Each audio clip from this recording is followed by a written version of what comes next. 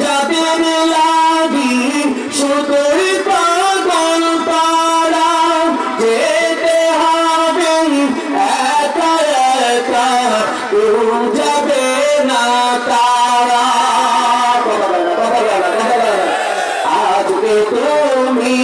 যাদের লাগি শুধুই পাগল পারা যেতে হবে একা একা কেউ যাবে না তারা সারতে হবে মায়ার বন্ধন সারতে হবে মায়ার বন্ধন সাদের লাখানা জায়গা পাবি পাবি না রে বিছানা